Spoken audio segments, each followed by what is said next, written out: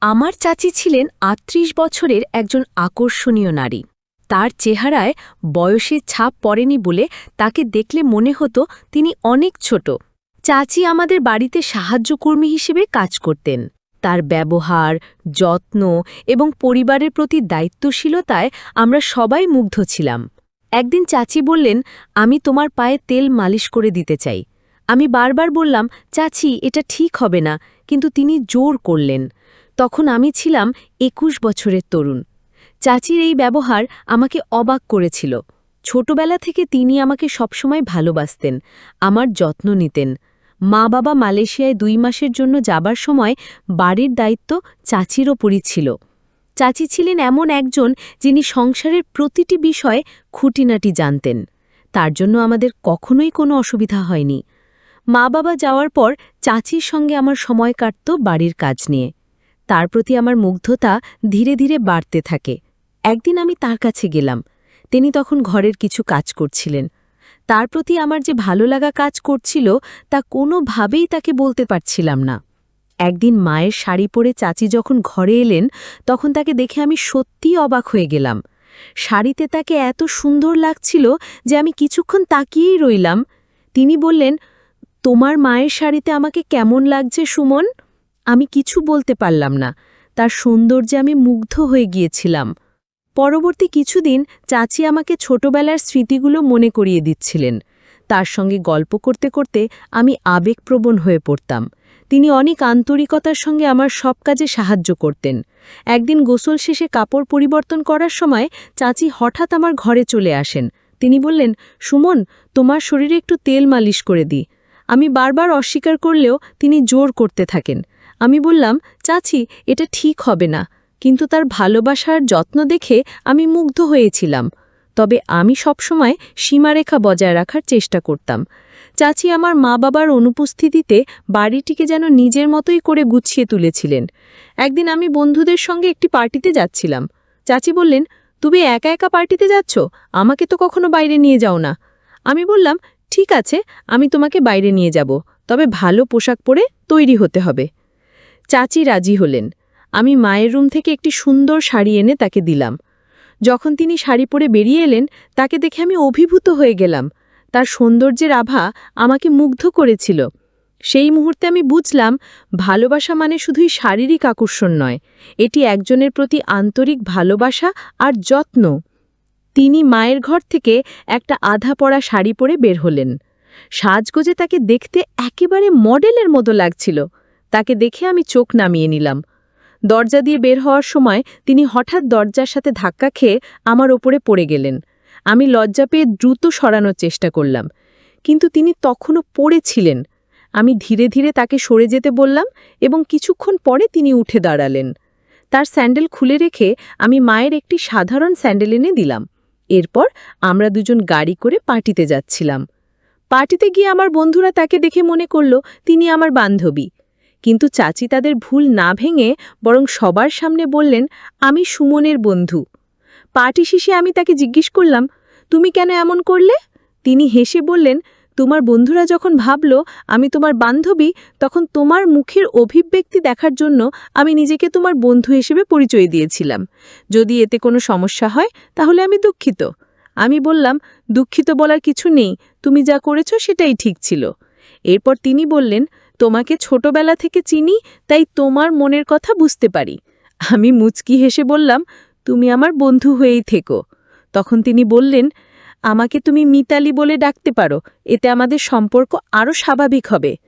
যদিও প্রথমে তাকে মিতালি বলতে কিছুটা লজ্জা পেয়েছিলাম, তবুও নামটি বলার পর তিনি মুচকি হাসলেন। পরের দিন সকালে আমি কলেজে যাওয়ার জন্য কোন শার্ট পরব তা নিয়ে বিভ্রান্ত ছিলাম। মাকে ফোন দিতে যাচ্ছিলাম। তখনই মিতালি চাচি ঘরে এসে বললেন, কোন শার্ট পরবে সেটা নিয়ে চিন্তা করছো? তোমার চাচি যখন আছেন তখন আমাকে জিজ্ঞেস করলেই পারো। তিনি একটি শার্ট তুলে দিলেন এবং সেটি পরে আমি কলেজে গেলাম। বিকেলে তিনি বললেন, তোমাকে খুব ক্লান্ত লাগছে, চলো আজ তোমার মাথায় তেল মালিশ করি। এরপর আস্তে আস্তে আমার মাথায় তেল মালিশ করতে শুরু করলেন। পরের দিন সকালে ঘুম থেকে উঠে দেখলাম তিনি আমার পায়ের কাছে শুয়ে আছেন। আমি আতঙ্কিত হয়ে বললাম, আপনি এখানে কেন? তিনি বললেন, আমি শুধু তোমার কাঁধে হাত রেখেছিলাম আর তাতেই তুমি ঘুমিয়ে পড়েছিলে। তোমার মা কি কখনো তোমাকে এমন মালিশ করে দেয়নি? আমি বললাম, আমার মা সবসময় আমার যত্ন নেন, তবে এটি আমার জন্য নতুন অভিজ্ঞতা। মিতালি চাচি চুপচাপ মাথা নিচু করে বাইরে চলে গেলেন। কয়েকদিন পর বাবা মা বাসায় ফিরে এলেন। রাতের খাবারের পর মিতালি চাচি রান্নাঘর পরিষ্কার করে নিজের ঘরে চলে গেলেন। আমি সেদিন রাতে তার ঘরে গিয়ে বললাম, আজ আমাদের বেশি কথা হয়নি, তাই তোমার সঙ্গে দেখা করতে এসেছি। তিনি হাসি দিয়ে বললেন, ঠিক আছে, যদি কোনো প্রয়োজন হয় আমাকে বলো, আমি তোমার জন্য এখানে আছি। পরদিন সকাল ৯টার সময় উঠে দেখি নাস্তা এখনও তৈরি হয়নি। সাধারণত মিতাজি চাচি সকাল ৮টার মধ্যেই নাস্তা তৈরি করে ফেলতেন। রান্নাঘরে গিয়ে দেখি তিনি চিন্তিত মুখে দাঁড়িয়ে আছেন। তখন বাবা রান্নাঘরে ঢুকলেন এবং তার দৃষ্টি মিতালি চাচির দিকে বেশ অদ্ভুত মনে হচ্ছিল। সেদিন রাতে আমি চাচির রুমে গিয়ে দেখতে পেলাম বাবা সেখানে একটি বড় অঙ্কের টাকা রেখে এসেছেন। আমার মনে হলো কিছু একটা সমস্যা হয়েছে। আমি বাবাকে জিজ্ঞেস করলাম, চাচির সঙ্গে কি ঘটছে? বাবা কোনো উত্তর না দিয়ে আমাকে আমার ঘরে যেতে বললেন, কিন্তু আমি রুম ছেড়ে যাইনি। চাচি তখন আমাকে জড়িয়ে ধরে কেঁদে বললেন, সুমন, আমি যখন থেকে এই বাড়িতে এসেছি তখন থেকেই তোমাকে কিছু কথা বলতে চেয়েছিলাম, কিন্তু সাহস পাইনি। আমি তাকে সান্ত্বনা দিয়ে বললাম, তুমি যা বলবে সেটাই সত্য। চাচি আমাকে আবারও জড়িয়ে ধরে কাঁদতে শুরু করলেন। আমি তাকে সান্ত্বনা করার চেষ্টা করলাম, যা আমার মা বাবা দূর থেকে দেখলেন। মা তখন বাবার দিকে তাকিয়ে বললেন, তুমি যদি কোনো গরিব মহিলার সঙ্গে খারাপ কিছু করে থাকো তা আমি মেনে নেব না। আমি চাচিকে বললাম, এখন চুপ থাকাই ভালো, এখানে চুপচাপ থেকে চলে যাও। কিন্তু হঠাৎ চাচি চিৎকার করে বললেন, আমি আর চুপ থাকতে পারব না, আমি সুমনকে সব সত্যি বলবো। তিনি বলতে শুরু করলেন, তুমি জানো না যে তোমার আসল মার রুমি, যিনি কয়েক বছর আগে এই বাড়িতে কাজ করতে এসেছিলেন, তিনি যমজ সন্তানের জন্ম দিয়েছিলেন। তাদের মধ্যে একজনকে আমি বড় করেছি। তুমি যদি আমাকে চাচি হিসেবে মেনে নাও তবে আমি তোমাকে পুরো সত্যি বলবো। আমি হতভম্ব হয়ে জিজ্ঞেস করলাম, এরা তাহলে আমার মা বাবা নয়?